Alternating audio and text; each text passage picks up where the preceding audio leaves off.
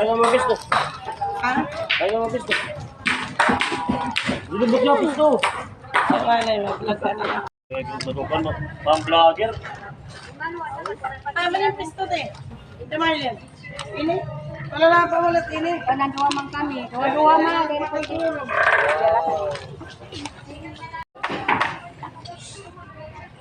Guys, nilipat nila sila sa seaside. Nandito na sila. Mga nagtitinda ng mga vegetables, fruits. Nandito na sila.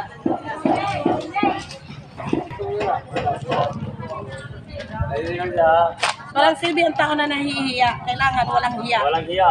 Kasi pag nahihiya-hiya ka, wala kang mapapala sa buhay. Tulad ko, walang hiya ako. Nagtitinda ko kahit ano. Nagtatanim ako. O di ba? Hindi ko kailangan na may asawa ako na sabi maghahanap ko ng asawa. No way, no need na, no? Balik ka niya. Balik ka niya. Ako lang.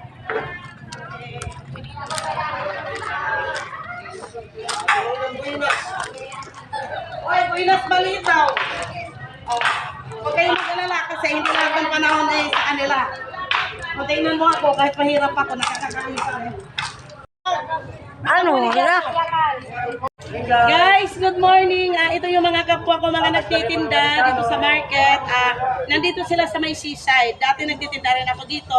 Sari-sari store yung tininda ko banda doon sa Ibayo na yon. Then nandito sila ngayon. Sana, sa lahat na makakita nito ng video ko, paki-like and share kung nasaan sila.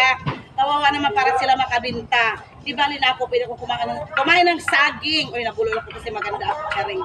Pwede akong kumain ng saging, kawawa naman sila. Tingnan nyo, ang dami ng paninda nila. Dito nila langaw na. Yan, puntahan nyo sila. Yan, nandito sila ngayon. Wala na sila doon sa may gilid-gilid. Yan, okay. Maraming salamat. Another vlog, guys, gusto ko sila sanang matulungan.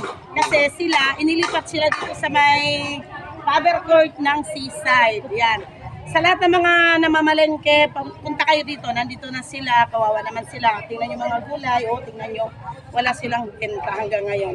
Di bali na ako kasi pwede ako maglako ng mga paninda ko kung saan-saan kasi wala naman akong pwesto. Okay. O di ba, tulungan nyo sila, nandito sila.